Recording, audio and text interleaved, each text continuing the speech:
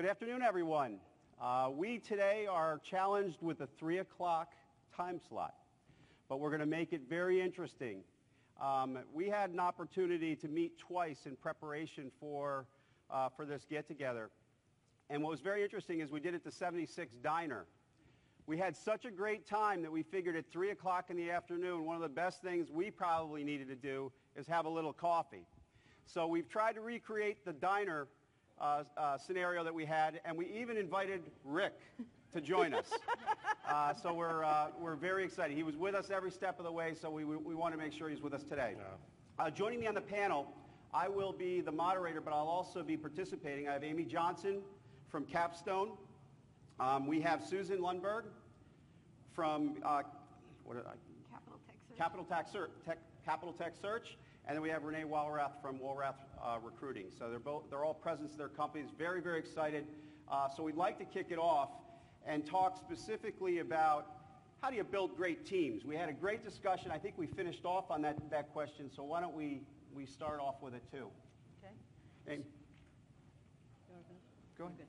So we had this conversation at the diner, and from our perspective, and we build, predominantly we build small teams for young startup companies.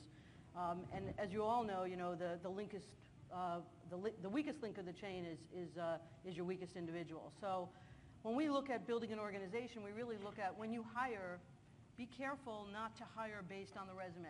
Be careful not to hire on the functional skill set and the interaction that you might have with the candidate. What you want to do is hire on the behavior of the individual, because when we fire based on behavior.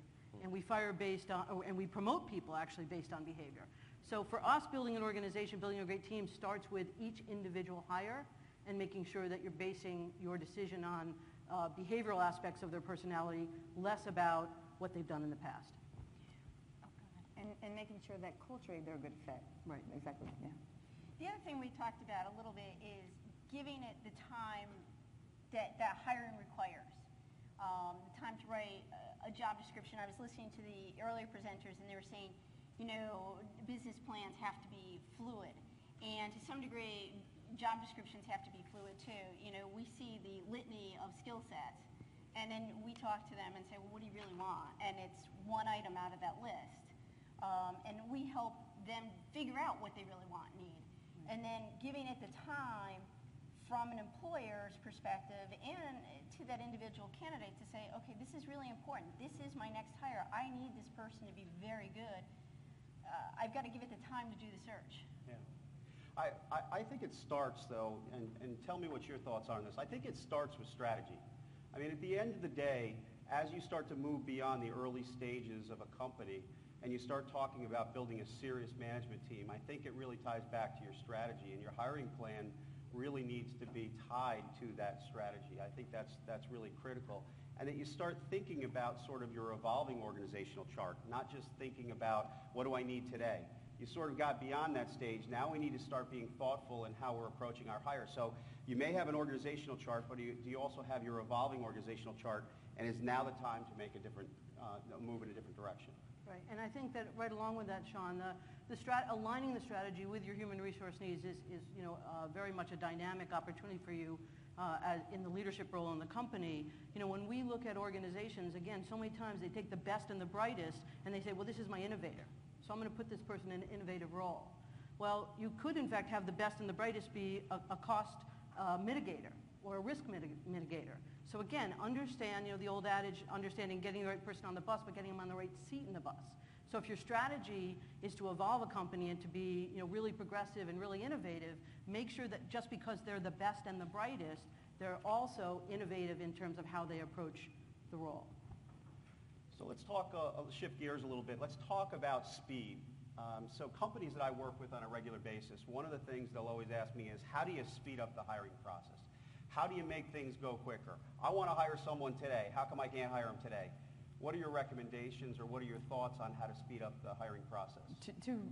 First, they have to really understand what they're looking for. So really having a clear job description and be able to communicate it to us, because sometimes they don't really know what they think they know what they're looking for, but not always do they know exactly what they're looking for. So just making sure that they understand what the type of candidate they're looking for, and that, that's what I'm saying. Yeah. I want to jump back to the previous point for 1 second. The one thing that I think that all of us see too is, everybody wants to hire an employee for a lifetime, and that's just done these days. It doesn't exist. And when you're building your startup team, you have to realize that person might be with you for the first 2 years, and then they're going to move on, or you're going to move them on because they're not the right person to get your organization to the next level. And that goes back to what you were talking about strategically and moving things around. In terms of time and moving the process along, companies need to think of it in terms of it's ongoing. You constantly have to be, you have to be marketing yourself constantly so you're top of mind, so that when you run an ad or when you come to a recruiter, we're not picking up the phone and calling a candidate and going, "Oh, I'd like to talk to you about XYZ company," and they go, "Who?" Yeah. Right. Can I jump in for a second since you invited me? No, you can't. Amy invited me to do this. I wasn't going to do this.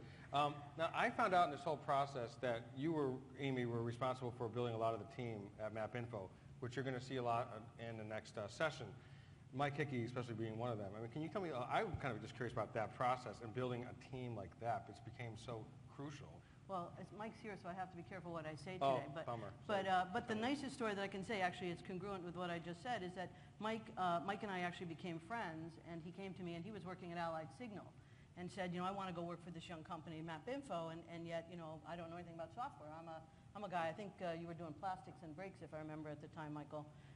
And we had a heck of a time convincing Elizabeth Ireland, at the time the CMO of MapInfo, early CMO, and Brian, at that time the president of MapInfo, that anyone who coming out of the brake industry would know anything about product marketing as it related to the software industry. Well, kind of time has told the story, and obviously Michael came as a product manager and then became the director of product management and then became the director of data and then the VP of data and then the CEO of the company, so president of the company. So that's a great example of where you really have to kind of think out of the box and say, am I going to hire somebody on a piece of paper, or am I going to hire them on the potential that they bring to my organization?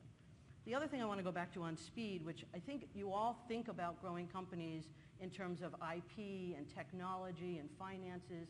Well, here comes Michael. Michael, I talked about you behind your back. It was all good. When you look at human capital, it's the same thing. It's an investment for you as an entrepreneur.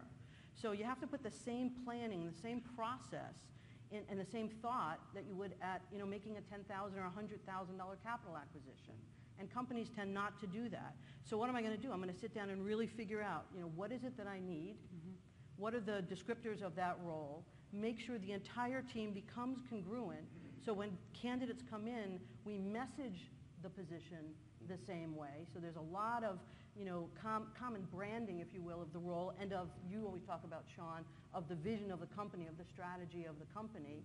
And then we manage that process in the same way that you would manage product development, with the respect and the diligence and the momentum that you would want when you bring a product to market. So you don't let a month go by and not contact a candidate. You would handle it in the same way. And we find when we work with our partners, when they take it seriously and they make it a priority and they take all that time on the front end, the process not only is shorter, but the efficiency and the result is obviously much better.